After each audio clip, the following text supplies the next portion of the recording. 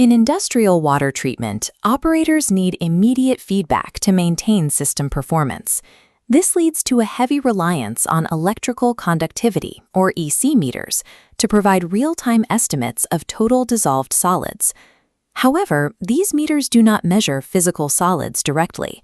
They measure the water's ability to conduct electricity and apply a mathematical correlation factor, known as a K-value, to calculate a TDS estimate.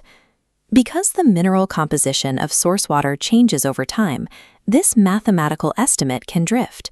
To maintain accuracy, operators must periodically pull water samples for laboratory cross-verification. Without a physical measurement to verify these readings, the plant is managed based on a calculation that may no longer reflect the actual mineral concentration in the system. To determine the actual concentration of solids, laboratories use the Gravimetric Method. This is the standardized procedure used to establish a physical baseline for TDS. The process requires three specific tools: a glass evaporating dish, a precision analytical balance capable of weighing to the milligram, and a laboratory oven set to 180 degrees Celsius. The test begins by collecting a precise sample volume, exactly 100 milliliters of system water. This sample must be thoroughly filtered before testing. If suspended dirt or debris remains in the water, it will be weighed along with the dissolved minerals, making the final result inaccurate. By combining filtration with precision weighing, the process isolates only the dissolved minerals for measurement.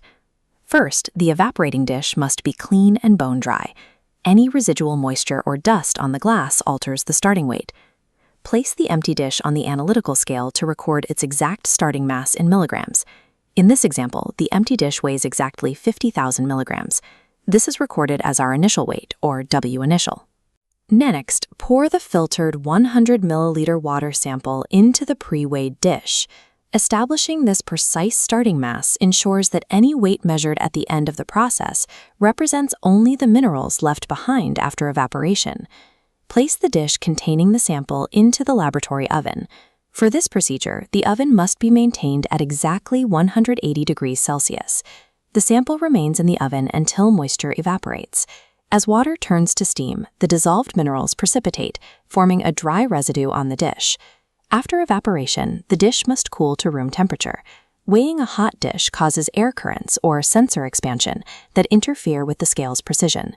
Once cooled, the dish, which now contains the solid residue, is weighed a final time. The scale provides the final data point, a post-evaporation weight of 50,060 milligrams. This thermal process has successfully converted invisible dissolved ions into a tangible physical mass that can be measured. The gravimetric TDS formula calculates the difference between final and initial weights divided by sample volume.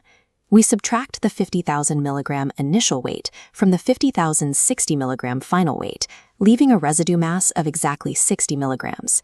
Because the standard measurement for TDS is milligrams per liter, the 100 milliliter sample must be converted for the calculation, giving us a volume of 0.1 liters. Dividing 60 milligrams by 0.1 liters results in exactly 600 milligrams per liter. Through physical isolation and simple division, we determined that the concentration is 600 parts per million. This 600 ppm result provides an accurate measurement of the water source at the time the sample was taken. This data is applied to plant operations by comparing the laboratory result against the EC meter's digital readout recorded at the time of sampling. If the EC meter shows a different value, such as 780 ppm, it indicates that the meter's internal K-value no longer matches the actual water chemistry. Operators use the lab result to adjust the meter's conversion factor, calibrating the digital readout to match the 600 ppm baseline. While electronic sensors provide the speed needed for daily monitoring, periodic gravimetric testing provides the physical verification required to keep those sensors accurate.